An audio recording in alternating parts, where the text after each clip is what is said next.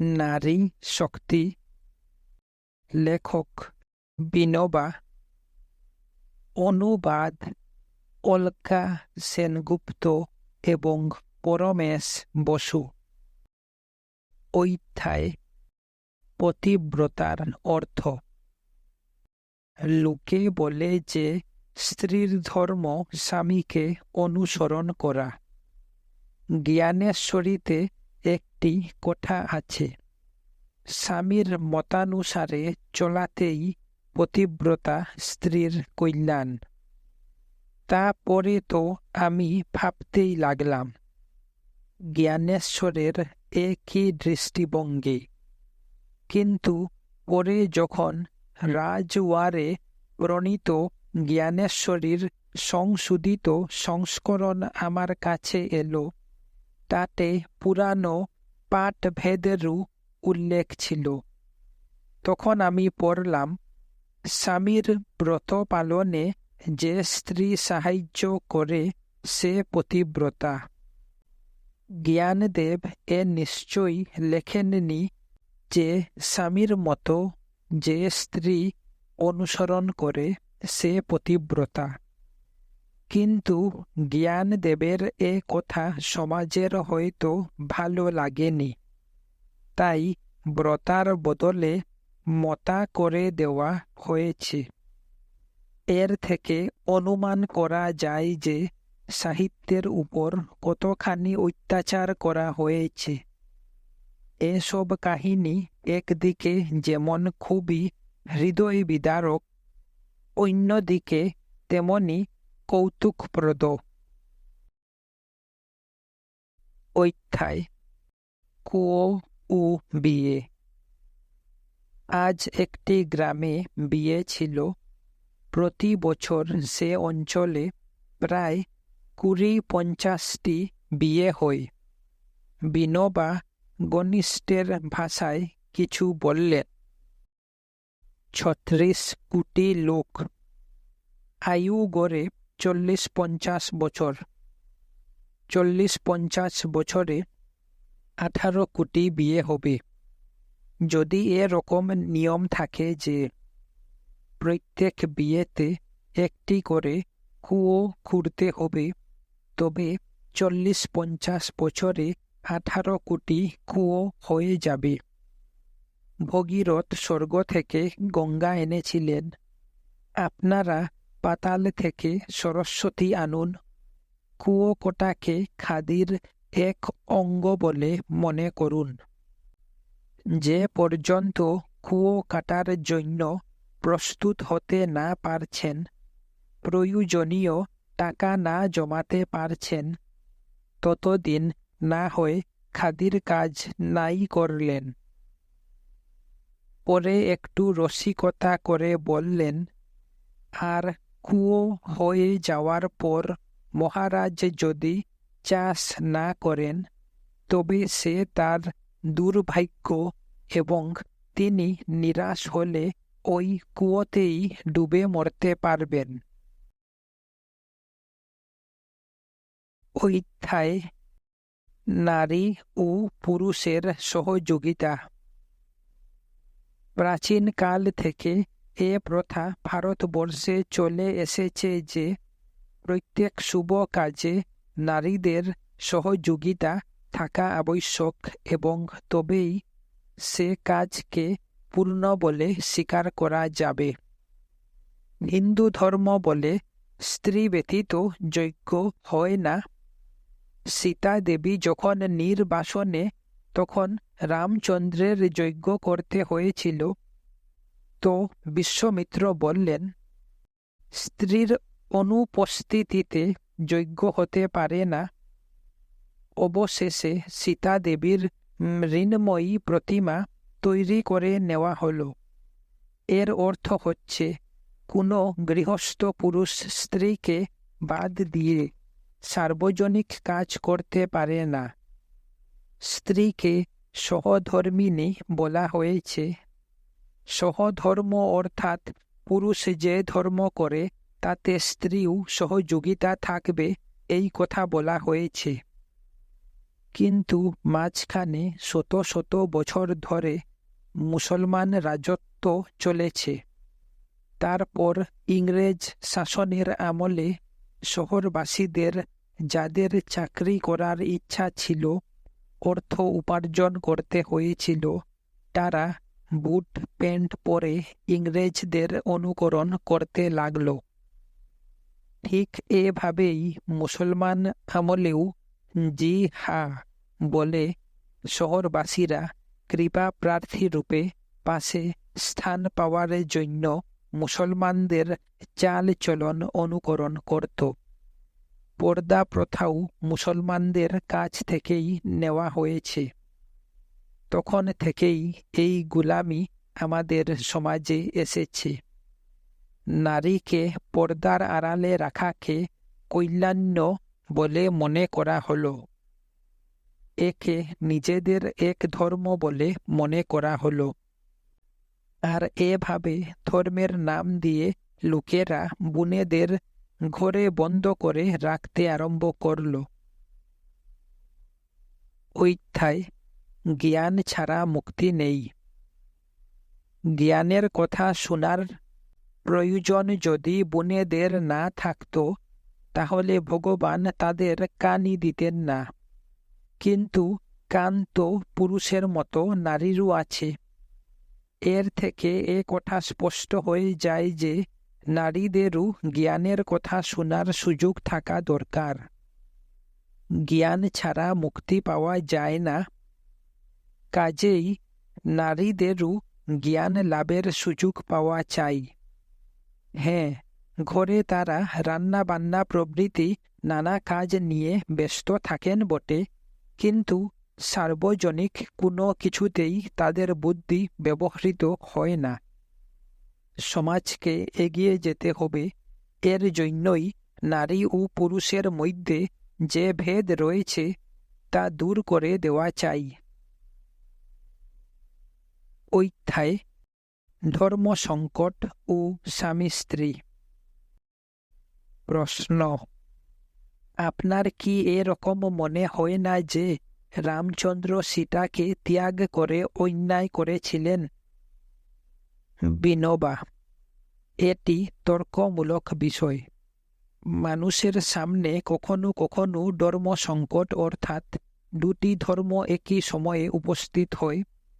তখন কোনটিকে প্রধান আর কোনটিকে গৌণ বলে ধরতে হবে তা এক সমস্যা হয়ে দাঁড়ায়। মহারাষ্ট্রের প্রজা সমাজবাদী দলের সামনে এক ধর্ম সংকট উপস্থিত হয়েছিল। এক ধর্ম বলছিল কমিউনিস্টদের কাছ থেকে দূরে থাকতে হবে এবং অপর ধর্ম বলছিল কমিউনিস্টদের সঙ্গে মিলেমিশে কাজ করতে হবে। এ দুটি ধর্মের একটিকে তারা বেছে নিয়েছিলেন। তাদের ভুল হয়েছিল না ঠিক হয়েছিল তা ভবিষ্যতই বলতে পারে।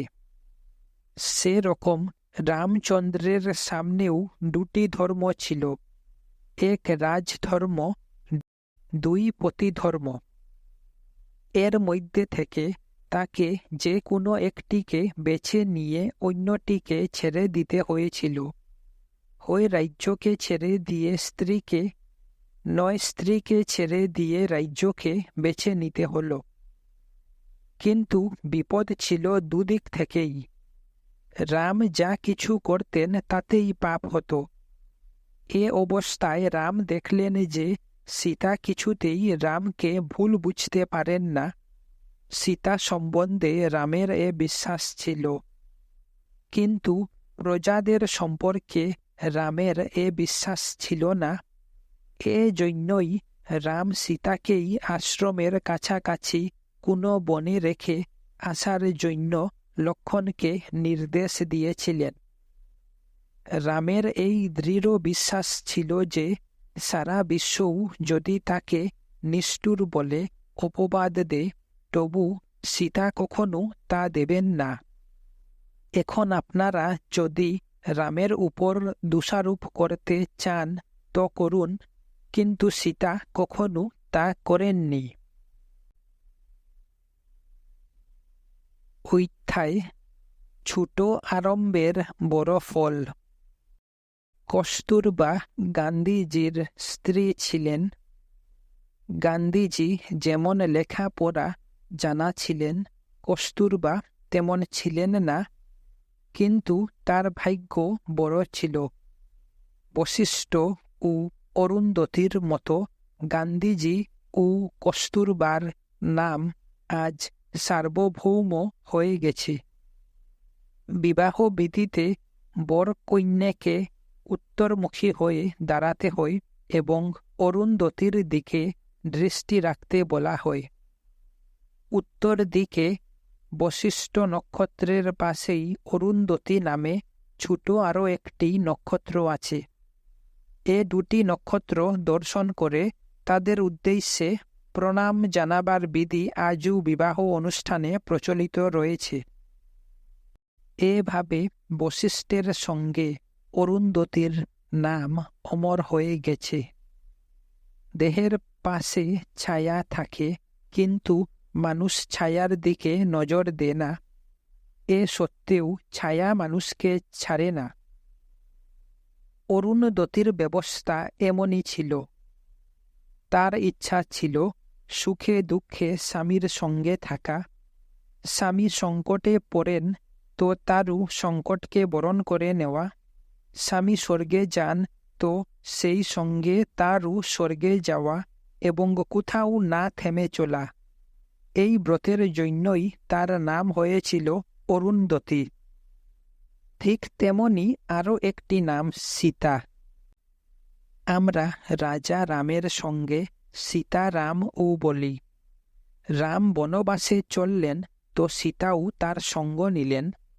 এতে রাম বললেন, মা তো তোমাকে বনে যেতে বলেননি। উত্তরে সীতা বললেন, তুমি সুখ ভোগের জন্য যদি কোথাও যেতে তাহলে না হয় এক কথা ছিল, কিন্তু তুমি যাচ্ছ বনে, কাজেই তোমাকে ছেড়ে আমি থাকব না। অধ্যায় ভালো ঘর কাকে বলে। মা বাবা কামনা করেন যে মেয়ে ভালো ঘরেই যাক। ভালো ঘরের লক্ষণ কি? যে ঘরে গেলে জল টানতে হবে না, যেখানে জল পর্যন্ত টানতে হয় না, সেখানে তো যা খাওয়া হয় তা হজমই হয় না, আর কেবল ডাক্তারের বিল শোধ করতে হয়।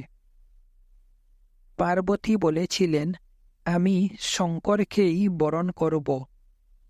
বড় বড় ঋষি মহর্ষিরা বললেন, শঙ্কর তো ভিখারি, তার কাছে গিয়ে কি করবে? কোনো ভালো ঘরে যাও। কিন্তু পার্বতী বললেন, আমাকে তার কাছেই যেতে হবে। রামায়ণেও একটি সুন্দর কাহিনী আছে, শোনার মতো। রামচন্দ্রের বনবাসের কথা শুনে সীতা বললেন, আমি যাব।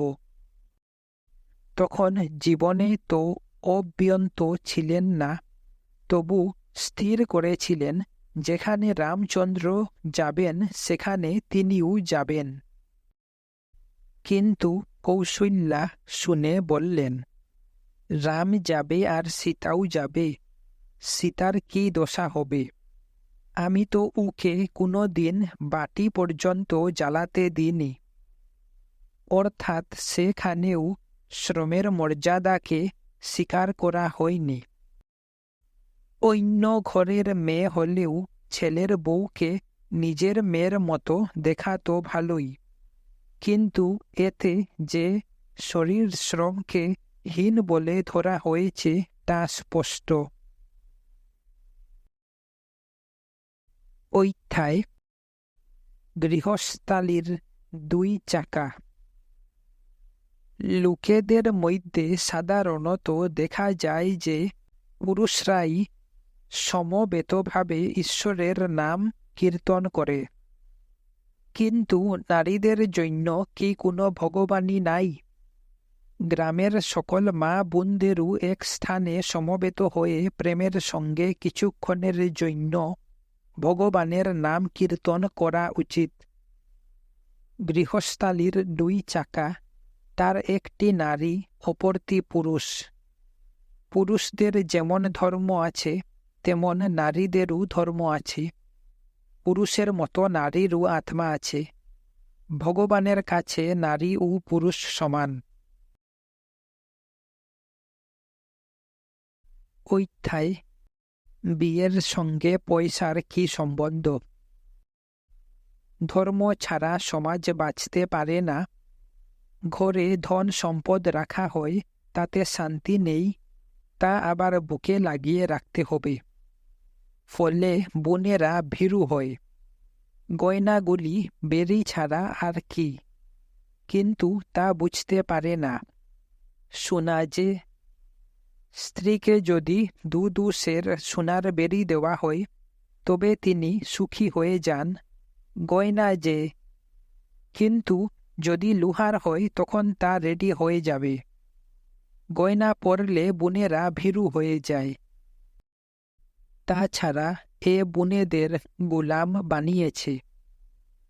আমি দেখছি, তারা যখন বাড়ির বাইরে যান, তখন পালকির মধ্যে ঢুকে দরজা বন্ধ করে তাতে যান। কেন? সূর্যের আলো কি তাদের কিছু ক্ষতি করবে? আমি বলি, পালকিতে কেন, ট্রাঙ্কে পাঠালে তো আরো নিরাপদ। এত লোভ, এত আসক্তি। আবার বলবে যে বিয়ে দেওয়া যাচ্ছে না। কেন? ছেলে নেই না মেয়ে নেই? ছেলে মেয়েকে চায় এবং মেয়ে ছেলেকে চায়, তো মুশকিল কোথায়? তিলক পরাতে হবে। পয়সা ছাড়া কোনো কথাই নেই। এমনও হয় যে ছেলে মেয়েকে পছন্দ করেছে, মেয়ে ছেলেকে পছন্দ করেছে, সেখানে কি আপত্তি থাকে? কিন্তু বলবে, আমার ছেলে এমএ 5,000 টাকায় হবে না। এক ভাই আমাকে চিঠি লিখেছিলেন। তার নামের সঙ্গে প্রায় 10-15টি অক্ষর লাগানো ছিল। অক্ষরগুলিকে ইঞ্জিনের মতো মনে হচ্ছিল। এতগুলি ইঞ্জিন ছাড়া যিনি নড়েন না, তিনি তো জড় পুতুল হয়ে গেছেন। তিনি বিলেতে গিয়ে ডিগ্রি নিয়ে এসেছিলেন। আপনারা কি বলেন? 5,000-এ বিয়ে হবে না?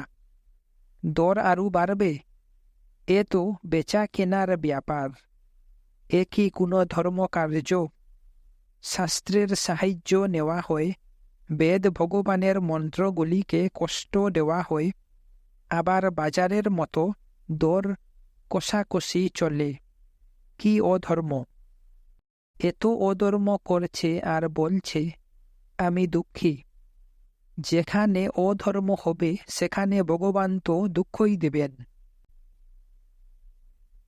অধ্যায়: জন্ম নিয়ন্ত্রণ।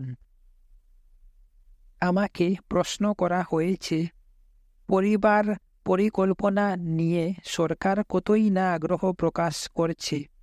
এ সম্বন্ধে আপনার মত কি? আমার স্বীকার করতে বাধা নেই যে এসব যা চলছে তা আমি বুঝতে পারি না। প্রতি বর্গ মাইলে জাপানে যেখানে লোকসংখ্যা 1,000, সেখানে ভারতে 300। তবু ভারতে লোকসংখ্যা বেশি, এ কথা কেন বলা হয়? এ কি কিছু পুরুষার্থের কথা? লোকসংখ্যার আধিক্য হেতু ভারতে জীবিকা অর্জনের কোনো ব্যবস্থা হতে পারছে না, এই তো প্রশ্ন। আসলে এ সামাজিক ও আধ্যাত্মিক ব্যাপার। কিন্তু আজকাল এক হাওয়া উঠেছে কৃত্রিম উপায়ে জন্ম নিয়ন্ত্রণ করার এবং বিষয় বাসনা অবাধে বাড়াবার। অধ্যায়: শিক্ষা ও নৈতিকতা। এসব আবার জীবে দয়ার নামে চলেছে এবং বড় বড় পর উপকারীরা এতে রয়েছেন। তারা ভাবেন এ না হলে বোনেদের মুক্ত করা যাবে না। কিন্তু আমি মনে করি, বোনেদের মধ্যেই এ শক্তি কেন থাকবে না, যাতে তারা নিজেরাই নিজেদের রক্ষা করতে পারেন। স্ত্রীকে সর্বদা স্বামীর বসে থাকতে হবে, এই যে এক বদ্ধ ধারণা চলে আসছে, তা অত্যন্ত ভুল। এ বিষয়ে বোনেদের জন্য উত্তম শিক্ষার ব্যবস্থা রাখতে হবে, যাতে তাদের নৈতিকতা বৃদ্ধি পায়। ক্ষেতে সামান্য বীজ বোনা নিয়ে লোকেরা কত চিন্তা করে। ধরুন কোনো চাষি ভাই যদি মৃগনক্ষত্রের পরিবর্তে যখন মাঠ রোদে পুড়ে যাচ্ছে সেই মে মাসে বীজ বুনে, তাহলে তাকে কি বলা যাবে? আর সেই ভাই তখন যদি বলে যে এ তার বীজ অঙ্কুরিত না হওয়ার প্ল্যানিং, তবে আপনারা বলবেন এ ন্যাশনাল ওয়েস্টেজ বা জাতীয় অপব্যয়। এভাবে মানুষ বীজের প্রয়োগ করবে অথচ তার কোনো ফল হবে না, এ এক অর্থহীন কল্পনা। যে কোনো বৈজ্ঞানিক বলবেন ক্রিয়া নিষ্ফল হওয়া উচিত নয়, কিন্তু আজকালকার বৈজ্ঞানিকরা এত দিন হয়ে গেছেন যে তারা চিন্তাই করেন না। মানুষ যখন বৈজ্ঞানিক দৃষ্টি সম্পন্ন হবে তখন কোনো ক্রিয়াকে নিষ্ফল করার কথা ভাববেই না।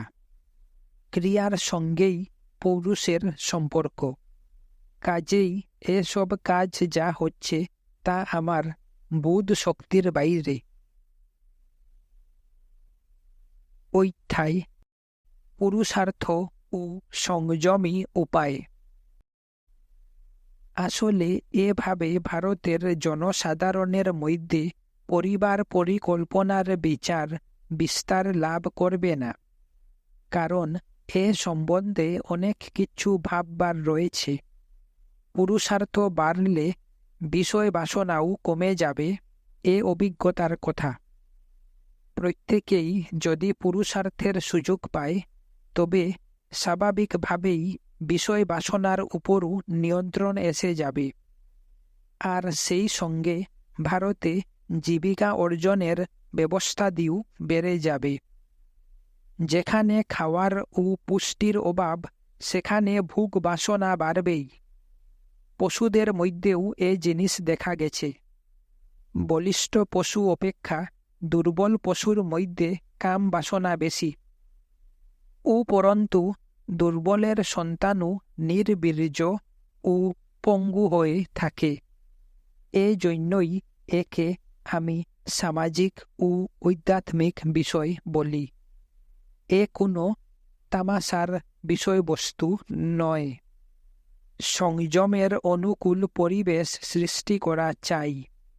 এর জন্য সমাজে একদিকে পুরুষার্থ বাড়াতে হবে, সাহিত্যের সংস্কার করতে হবে, অন্যদিকে নোংরা সাহিত্য, অশ্লীল সিনেমা প্রভৃতি বন্ধ করতে হবে। অধ্যায় নারীদের নীতিবোধ বেশি। প্রশ্ন: নীতির কথা যেদিন থেকে উঠেছে সেদিন থেকেই নারীরা বাড়ির বাইরে পা বাড়ায় না, তাহলে কি করা যাবে? বিনোবা: নীতির ব্যাপারে নারীদের মধ্যে সুপিরিয়রিটি কমপ্লেক্স আছে। মনে হয় এ জন্য পুরুষরাই দায়ী। কোনো মা তার ছেলে খারাপ হয়ে যাওয়ার খবরে যত দুঃখ পান তার চেয়ে ঢের বেশি দুঃখ পান মেয়ে খারাপ হওয়ার খবরে। অর্থাৎ পুরুষদের সম্বন্ধে নারীদের মনে হীন কল্পনা থাকে। পুরুষ কোনো খারাপ কাজ করলে মেয়েরা অনায়াসে বলে দেবে পুরুষের কাজই এমন। এভাবে মেয়েরা যে তাদের নীতিবোধের জন্য গর্ব করে তা ঠিকই করে। আমরা যেমন কোনো জানোয়ার সম্বন্ধে বলে দিই এ তো জানোয়ারই, তেমন মেয়েরাও পুরুষদের সম্বন্ধে বলে দেয়। বিড়ি খাওয়ার আইনগত অধিকার থাকা সত্ত্বেও ভারতে কতজন বোন তা খায়। আইনের কড়াকড়ি না থাকা সত্ত্বেও পুরুষের মতো নারীরা নেশাখোর হয় না। কোনো কোনো জাতিতে এমন দেখা যায় যে পুরুষেরা মাংস খায়, কিন্তু মেয়েরা তা খায় না, রান্নাও করে দেয় না। এ অবস্থায় যে পুরুষ কোনো দিন রান্না করে না, তাকে অন্যত্র গিয়ে মাংস রান্না করে খেতে হয়। এভাবে এক প্রকারের ধর্ম সংরক্ষণের বৃত্তি নারীদের মধ্যে দেখা যায়। পাশ্চাত্য শিক্ষা পদ্ধতিতে কিছু গুণের সমাবেশ থাকা সত্ত্বেও তাতে সমত্বের মূঢ় কল্পনা রয়েছে। ভারতীয় সংস্কৃতিতে এসব নেই, এসব আসার সম্ভাবনাও নেই। স্বাধীনতার পর আমাদের এখন উত্তর দোষমুক্ত হতে হবে। নারীদের মধ্যে যে নৈতিক শক্তি রয়েছে তাকে নষ্ট করে দিয়ে কোনো লাভ নেই। ঐথায় পুরুষ অপেক্ষা নারী শ্রেষ্ঠ। হয়তো অজ্ঞাতসারেই বর্ণ ব্যবস্থায়ও এক প্রকারের বৈষম্যকে স্বীকার করে নেওয়া হয়েছে। পুরনো প্রথা অনুসারে অনুলোম বিবাহ, অর্থাৎ উচ্চ বর্ণের ছেলের সঙ্গে নিম্ন বর্ণের মেয়ের বিয়ে হতে পারত, কিন্তু প্রতিলোম বিবাহ, অর্থাৎ নিম্ন বর্ণের ছেলের সঙ্গে উচ্চ বর্ণের মেয়ের বিয়ে হতে পারত না। এতে তো নারীদের শ্রেষ্ঠত্ব স্বীকারই করে নেওয়া হয়েছে। এমন ছিল যে ব্রাহ্মণ সর্বাপেক্ষা শ্রেষ্ঠ, তার কিছু নিচে ক্ষত্রিয়, তার নিচে বৈশ্য এবং তারও নিচে শূদ্র। কিন্তু নারী তো পুরুষ অপেক্ষাও শ্রেষ্ঠ ছিল, অর্থাৎ কোনো নারী ব্রাহ্মণ হলে তিনি অতিশয় শ্রেষ্ঠ। কাজেই কোনো ক্ষত্রিয় পুরুষকে তিনি বিয়ে করতে পারতেন না, কিন্তু তিনি ক্ষত্রিয় হলে ব্রাহ্মণ পুরুষকেও বিয়ে করতে পারতেন। এতে মেয়েদের শ্রেষ্ঠত্ব স্বীকৃতি পেয়েছে, এবং তা ঠিকই হয়েছে। সন্তানকে গর্ভে ধারণ ও কুলে পিঠে রেখে লালন করার দায়িত্ব যে ব্যক্তির উপর রয়েছে, তিনি তো দায়িত্বরহিত ব্যক্তি থেকে শ্রেষ্ঠই। ব্যবহারিক দৃষ্টিতে এ গৃহীত হওয়ার পর আধ্যাত্মিক দৃষ্টিতেও নারীকে পুরুষ অপেক্ষা শ্রেষ্ঠ বললে পুরুষদের এ নিয়ে ঝগড়া করার কিছু নেই। শ্রেষ্ঠত্ব সম্বন্ধে নারীরা অহংকার রাখবে না বটে, কিন্তু সচেতন থাকবে এবং পুরুষদের মর্যাদায় প্রতিষ্ঠিত হতে সাহায্য করবে। কোনো সমাজশাস্ত্রজ্ঞের বিচারে স্থূলতা থাকে, তার আধ্যাত্মিক বিচারের সঙ্গে মৌলিক মূল্যের সঙ্গে কোনো সম্বন্ধ থাকে না। যেমন ভারতে নারী অপেক্ষা পুরুষের সংখ্যা বেশি বলে সমাজশাস্ত্রীরা বলেছেন যে মেয়েরা যদি ব্রহ্মচারিণী হতে থাকেন তবে ছেলেদের স্ত্রীহীন থাকতে হবে এবং পরিণামে সমাজে বিপদ দেখা দেবে। সুতরাং মেয়েদের বিয়ে করতেই হবে। এভাবে একই বিষয়ে অর্থাৎ ব্রহ্মচর্যের প্রশ্নে তারা নারীদের বিপক্ষে এবং পুরুষদের পক্ষে। পুরুষদের পক্ষে ব্রহ্মচারী থাকা ঠিকই, কারণ নারীর সংখ্যা কম। যদি সবাই বিয়ে করতে চায় তবে পুরুষদের মধ্যে প্রতিদ্বন্দ্বিতার সৃষ্টি হবে। কাজেই সমাজশাস্ত্রের দৃষ্টিতে কিছু সংখ্যক পুরুষের ব্রহ্মচারী থাকা ইষ্টই। ভারতে যে পুরুষদের মধ্যে বহু বিবাহ প্রথা প্রচলিত হয়েছিল তা এরূপ বিচার বিভ্রম থেকেই এসেছিল। হিন্দু ধর্ম কখনো একে শ্রেষ্ঠ বলে স্বীকার করেনি। তাছাড়া একই অপরাধে পুরুষদের চেয়ে নারীদের লাঞ্ছনা ভোগ করতে হয়েছে বেশি। এর জন্যও নারীরা পুরুষদের নিম্নকুটির বলে মনে করেছেন এবং সাবধানে থাকার চেষ্টা করেছে। তাদের এরকম করা উচিতই হয়েছে। অন্যায় ও সত্যের মতো পাপ নেই। পরিত্রাণালয়ের নারীদের পুনর্বাসন কি করে করা যায়, এ বিষয়ে আমার দৃষ্টিভঙ্গি বৈপ্লবিক। আমার কাছে সর্বাপেক্ষা বড় ধর্ম সত্য, আর সর্বাপেক্ষা বড় অধর্ম অসত্য। অসত্যের তুলনায় ব্যভিচারও বড় পাপ নয়, কিন্তু আজকাল অসত্যের গুরুত্বকে গৌণ করে দিয়ে ব্যভিচার, হত্যা ইত্যাদিকে বড় পাপ বলে মনে করা হচ্ছে। পরিণামে সমস্ত পাপকেই লুকাবার চেষ্টা করা হয় এবং ফলে তা সংশোধিত হতে পারে না। রোগাক্রান্ত হলে আমরা তো লুকাই না, কারণ আমরা রোগ থেকে মুক্ত হতে চাই এবং তাতে লোকেদের সাহায্যও আশা করি। সেরকম আমরা যদি কোনো নৈতিক দোষ করে ফেলি, তবে সংশোধনের জন্য তা মা বাবা ও বন্ধুদের কাছে প্রকাশ করে ফেলা উচিত। কিন্তু প্রকাশ পেলে সবাই ঘৃণা করবে, এই ভয়ে আজকাল এসব দোষ ত্রুটি চেপে রাখার এক স্বাভাবিক প্রবণতা দেখা দিয়েছে।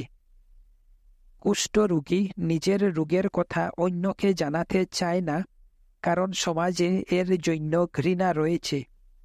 ফলে একদিকে যেমন রোগের কথা সহজে কেউ জানতে পারে না, অন্যদিকে তেমন বেশি বেড়ে যাওয়ার ফলে রোগও সারতে চায় না। অথচ প্রথমেই জানিয়ে দিলে রোগ সেরে যেতে পারে। সুতরাং নৈতিক পাপ বা দোষ কিছু হলে তাও লুকানো উচিত নয়, কারণ এতে সবচেয়ে বড় পাপ যে অসত্য সেদিকেই লক্ষ্য থাকে না। কাজেই এমন সমাজ গড়ে তুলতে হবে যাতে কোথাও পাপ বা কোনো দোষ হয়ে গেলে তাকে কেউ ঘৃণার চোখে না দেখে। কারো ভুল হলে আমরা যেমন তা ঠিক করে দিই, তার প্রতি মমতা প্রদর্শন করি, পাপ সম্বন্ধেও তেমন হওয়া চাই। সত্যের মহিমা বাড়াতে হবে আর বুঝতে হবে যে অসত্য সর্বাপেক্ষা বড় পাপ। ছোট ছেলেদের ভুল ত্রুটি হলে তাদের মারধর করা উচিত নয়। 20 বছর বয়স পর্যন্ত ছেলেদের কোনো নৈতিক দোষকে খেলার ত্রুটি হিসাবেই ধরা উচিত। সমাজে যদি দোষ ত্রুটিগুলো লুকিয়ে রাখার চেষ্টা চলে, তবে আড়ালে পাপ বেড়েই যেতে থাকবে। তাই পরিত্রাণালয়ের বোনেরা কৃপার পাত্রী, ঘৃণার নয়। এ কথা মনে রেখে কাজ করতে হবে। গত দাঙ্গা হাঙ্গামায় হিন্দুরা মুসলমান বোনেদের আর মুসলমানেরা হিন্দু বোনেদের জোর করে নিয়ে গিয়েছিল। পরে যখন খোঁজ খবর করার কাজ আরম্ভ হলো, তখন মুসলমানেরা বোনেদের ফিরিয়ে নিতে রাজি হলো, কিন্তু হিন্দুরা রাজি হলো না। ফিরিয়ে নিতে রাজি হওয়ার জন্য হিন্দুদের অনুরোধ করা হলো। এ সম্বন্ধে হিন্দুদের দৃষ্টিভঙ্গি ত্রুটিপূর্ণ ছিল। ওইসব বোনেরা নিজেদের ইচ্ছায় যায়নি, তাদের জোর জবরদস্তি করে নিয়ে যাওয়া হয়েছিল এবং সেখানে তাদের ছেলেপুলে হয়েছিল। এ সত্ত্বেও তাদের পতিতা বলে মনে করা উচিত নয়। এভাবে হিন্দুদের বোঝাতে হয়েছে। এ ধরনের অনুদার বৃত্তি থেকে মুক্ত থাকা চাই। রোগীদের জন্য চিকিৎসালয় যেভাবে চালানো হয়, রেস্কিউ হোমগুলোকেও সেভাবে দয়া ও সহানুভূতির দৃষ্টি দিয়ে দেখতে হবে।